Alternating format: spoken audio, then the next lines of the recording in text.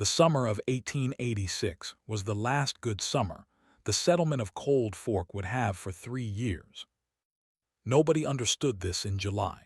In July, the grass was high and the cattle were in good condition, and the men who ran livestock in the Cold Fork Valley were making the calculations of people who expect the current situation to continue, adding to their herds, extending their grazing, making the decisions that good summers invite and that hard winters punish. The future in July of 1886 looked like a continuation of the recent past, which is the specific illusion that comfortable seasons produce and that the land eventually corrects. Josiah Creel was not making those calculations. He was buying salt. He was 44 years old, a man of medium height and large silences who had come to Cold Fork 6 years before from the salt-producing country of Western Virginia, where his father and his father's father had worked the salt licks and the brine operations that supplied preservation needs for a region that understood, in the way that regions understand things their survival has depended on, that salt was not a seasoning. It was the difference between meat that lasted through winter and meat that did not. He ran a modest operation on the west side of the valley, 31 head of cattle, a stone root cellar he had built into the hillside in his second year, a dog that had been with him since Virginia. He was not a sociable man. He was not an unsociable one. He occupied the middle ground of a person who has enough interior life to be sufficient company for himself and enough practical sense to maintain the community relationships that frontier living requires. What he did not have, and had never had, was the ability to watch something being done incorrectly without noticing it. What he had noticed, across 6 years in Cold Fork, was that the valley's approach to winter meat preservation was operating on a margin that a single hard winter would expose. The settlement's cattle were salted at slaughter in November, the usual quantities applied in the usual way, and the meat moved through the winter in varying states of preservation quality that the families accepted as normal because they had no comparison point. What Josiah had, and they did not, was 6 years in Western Virginia, watching his father work brine cures that produced meat of a consistency and duration that the Cold Fork method did not approach. The difference was salt quantity and cure depth. The Cold Fork method used salt sparingly, the way people use something they purchase rather than something they produce, as a cost to be managed rather than a tool to be applied at the volume the tool actually requires. The Virginia method used salt generously, packed in layers, turned at intervals, cured for duration rather than convenience, and produced meat that could be kept through a winter twice as long as anything Cold Fork had experienced. Josiah began buying salt in August. Not the household quantity, the kind of quantity that caused the merchant who sold it to him to ask, on the third purchase, whether everything was all right. Everything was all right. He paid $31 across 4 purchases and stored 11 full barrels in the stone cellar on the hillside, alongside the 6 he already kept for his own operation. 17 barrels of salt in a cellar built into rock, stacked to the ceiling, in a summer when every other family in Cold Fork was focused on the grass and the cattle and the calculations of continuation. The settlement noticed by September. The settlement drew its conclusions by October. What the settlement concluded, in the particular way that small communities arrive at conclusions about behavior that departs from their own norms, was that Josiah Creel was hoarding a commodity that the community would need through winter, that this was the act of a man placing his own interests above those of his neighbors, and that the correct response was to make this position clear to him at a meeting held in the second week of October by lantern light in the community hall. He attended the meeting. He listened to what was said. He explained with the particular economy of a man who does not enjoy explaining himself, but understands when explanation is necessary, that the salt was for curing meat and not for resale, that he had purchased it at the merchant's posted price and not created a shortage, that he had not prevented any other family from purchasing what they needed, and that his reasons for purchasing at this volume were his own, and were not, as far as he was aware, a matter that required community approval. The meeting did not accept this explanation with warmth. What it produced instead was the specific social verdict of a small settlement offended by a departure from shared norms, a verdict expressed not in formal language, but in the effective withdrawal of the daily courtesies that constitute belonging in such a place. Men who had nodded to him at the feed store stopped nodding. Invitations that had come infrequently came not at all. The merchant who had sold him the salt watched him with an expression that had revised itself since October. Josiah Creel drove home from the meeting, stacked 2 more barrels in the cellar, and fed the dog. He had not yet been proven right. But he knew this the way a man knows something he cannot yet prove, that the winter coming down from the northern passes was not the winter Cold Fork had been planning for. He had felt it in August in the behavior of the animals. He had read it in the grass going dormant 3 weeks early. He had understood it in the particular quality of the September cold that arrived before September was prepared to end. What he lacked was the season itself. It was coming. He slaughtered his cattle in the first week of November.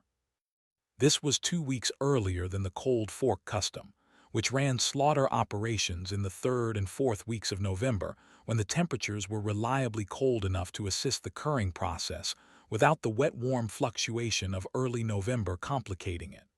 The early slaughter drew comment. Josiah did not explain it at length. He said the animals were in condition now, and he preferred to work while the conditions were clear. The condition he was actually managing was time. The Virginia cure required duration. His father had worked a 28-day minimum on his barrel cures, packed tight in layers meat, salt, with the ratio measured not by instinct but by weight, 1 pound of salt to every 8 pounds of beef, applied in 3 separate packings at intervals across the first 10 days. The layering was not incidental. It was the mechanism. Salt draws moisture from the meat, producing brine, and the brine completes the cure if the packing maintains contact between the salt and the flesh across the full surface area of each cut. Most preservation failures in that country came from insufficient contact, too little salt, or salt applied once and not replenished as it dissolved into the first brine draw, or cuts packed too loosely so that the brine pooled at the barrel's base and left the upper layers insufficiently treated. Josiah replenished the salt on the 7th day and again on the 14th. He worked in the stone cellar by candlelight in the mornings before the day's other work claimed him, and he kept a record in the back of his farm ledger: barrel number, date packed, weight of meat, weight of salt, date of first replenishment, temperature estimate, visual condition at each check. It was the kind of record a man keeps when he is doing something he intends to do correctly and intends to learn from regardless of the outcome. The cellar held the temperature that a cellar built into a hillside of solid rock holds, not the temperature of the air outside, not the temperature of a structure sitting on top of the ground, but the stable temperature of the earth itself, which in that part of the country ran between 34 and 38 degrees through the winter months, and varied by less than 4 degrees regardless of what was happening above the surface. This was the second thing the Cold Fork families did not have. Their meat storage was in outbuildings and smokehouse structures that tracked the outdoor temperature, adequate in a normal winter, dangerous in the temperature fluctuations that a hard winter produced when a brief thaw softened partially cured meat, and then a sudden return of cold refroze it in a compromised state. Josiah's stone cellar did not fluctuate. The meat in his barrels cured evenly, without interruption, in the dark and the cold of the hillside for 28 days, while the autumn completed its transition to the winter that was assembling itself in the passes above the valley. By the 1st of December, he had 460 pounds of beef in various stages of the Virginia cure, packed in 12 barrels, the brine drawn down to the correct level, and the color of the meat at the check points exactly what his father had described as the correct color at the correct stage. He sealed the barrels. He was not ready to claim anything. But the cellar was full, and the winter had not yet arrived, and he was, in the accounting sense of a man who has done what he set out to do, exactly where he meant to be. December arrived in the first week with the quality of a thing that has been waiting.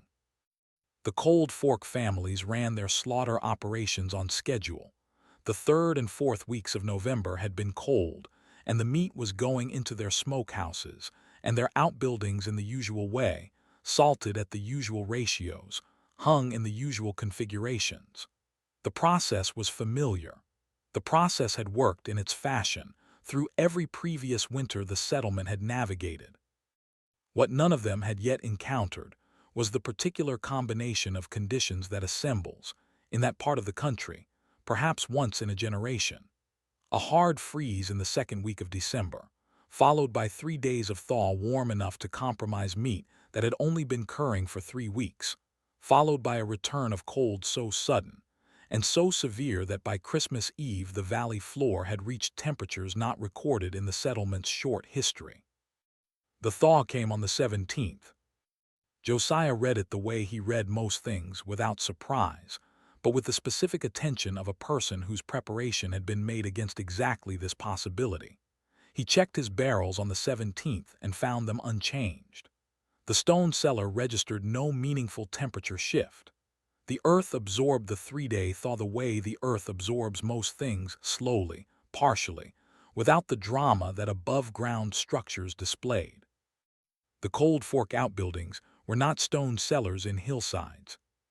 The thaw reached them. The families who checked their meat on the 20th found varying degrees of the problem that partial thaw produces in salt-cured beef at the 3-week stage: surface softening, color changes in the less salted sections, the specific smell that indicates a cure that has been interrupted before completion. Some of it was recoverable. Some of it was not. The recoverable portions were moved quickly back into the coldest available positions as the temperature began dropping again on the 21st. The non-recoverable portions were a loss. Josiah heard about this at the feed store on the 22nd, from the merchant who was now watching him with an expression that had revised itself again from its October position and had not yet settled on a new one. He said nothing about the salt. He had not gone to the feed store to say anything about the salt. He had gone to purchase 2 items he needed for the stock, and he purchased them and drove home and fed the dog and checked the cellar and went to bed.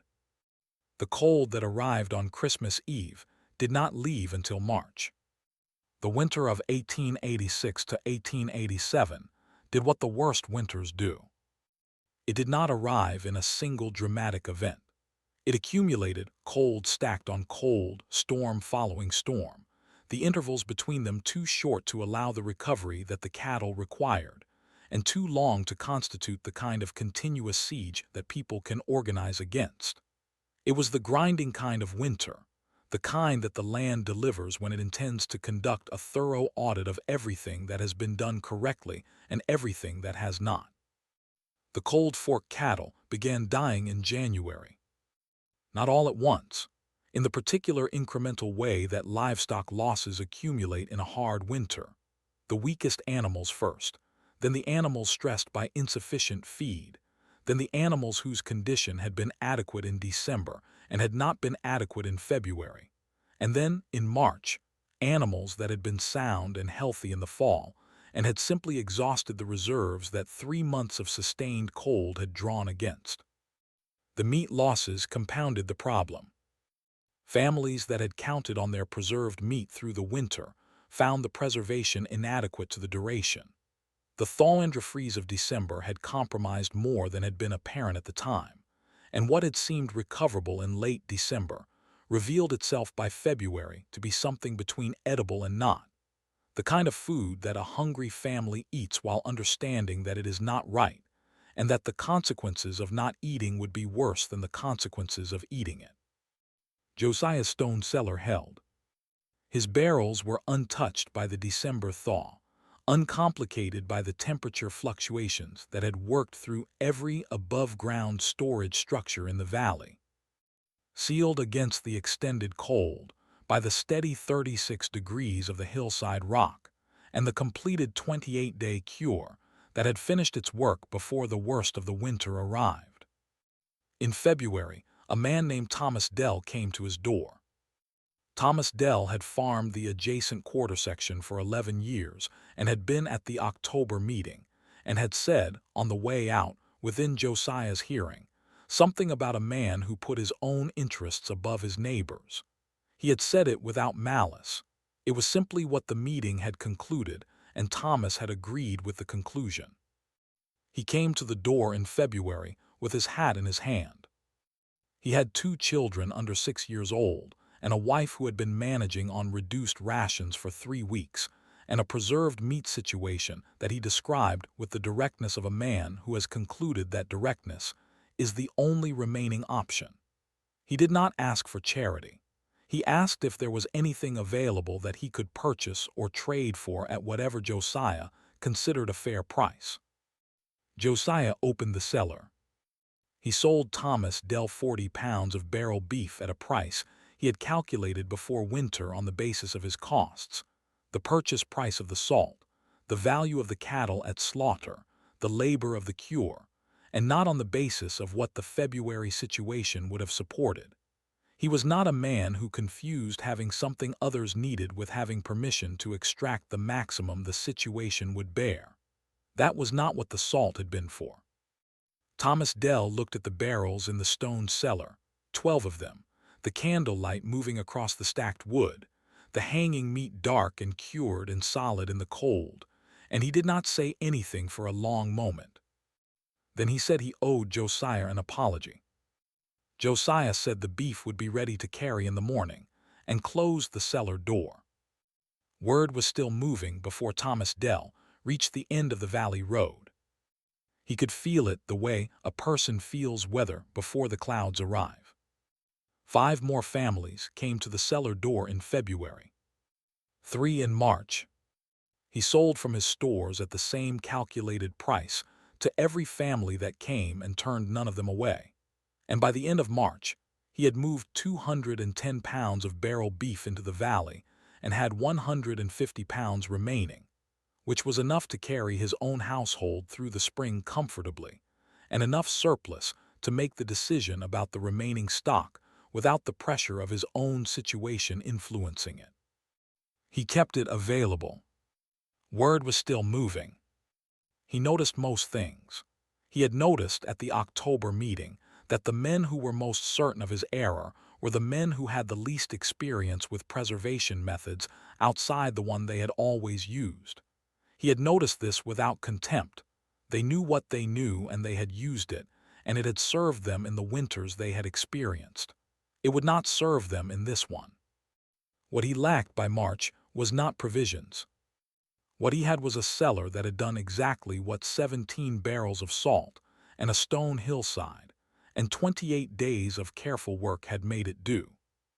That was, in the accounting of a winter that had reduced Cold Fork's cattle by nearly a third, considerably more than most. The thaw came in the second week of March. It came the way spring always comes in that country, not as a resolution but as a relaxation, the cold releasing its grip by degrees rather than all at once, the snow retreating from the south-facing slopes first, and holding longest in the north draws where the sun did not reach until April. The creek at the bottom of Cold Fork ran again on the 14th, tentatively, over ice that had not yet given up entirely, and the families of the settlement came out of the winter into the particular light of a March that does not apologize for what the months before it have done, but simply offers itself as a beginning. The accounting took most of March. Cold Fork had lost 43 head of cattle through the winter. Not all at once. The losses had been distributed across January and February and into early March, each one a separate blow absorbed by the family it fell on, and the cumulative number assembled itself only when the settlement sat down to understand what it was looking at. 43 head across 31 operations was not an even distribution. Some families had lost nothing. Some had lost a third of their herd. The Greer family, whose operation occupied the lowest and most wind-exposed ground in the valley, had lost 11 of their 18 animals and were conducting the specific arithmetic of people deciding whether to rebuild or to sell what remained and leave. The preserved meat losses were harder to quantify and easier to feel.